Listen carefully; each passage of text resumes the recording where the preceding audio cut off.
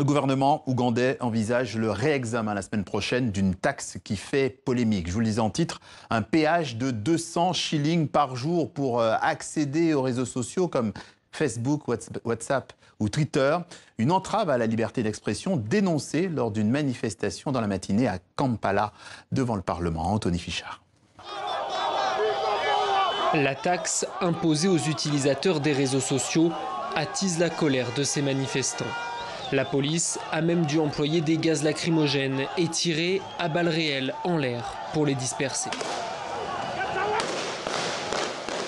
Lutter contre les fausses rumeurs et les mensonges, c'est l'objectif affiché par le très autoritaire Yoweri Museveni, au pouvoir depuis 32 ans.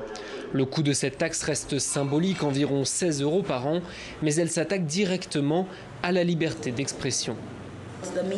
Les médias sont en grande partie privés et les personnes privées qui possèdent les médias sont liées au gouvernement. Donc il y a seulement quelques niches pour vous exprimer librement sur les radios, mais aussi et surtout sur Internet, qui est un média de masse. Amnesty International dénonce une manœuvre visant à museler les critiques, mais le gouvernement ougandais ne s'arrête pas là, car pour s'acquitter de cette taxe, il faut la payer avec son téléphone. Or, depuis juillet, les transactions via mobile sont elles aussi imposées à hauteur de 1%, une double peine dénoncée par cet avocat. La liberté d'expression, la liberté économique, le progrès des affaires sont tous étouffés par cette taxe.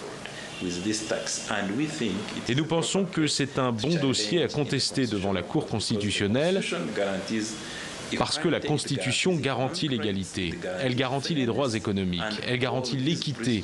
Et tous ces principes sont piétinés par cette taxe sur les réseaux sociaux. L'Ouganda est un des pays les mieux connectés du continent. Mais les gouvernements autocratiques tels que celui de Yoweri Museveni n'hésitent pas à en restreindre, voire à en supprimer l'accès par peur de la contestation.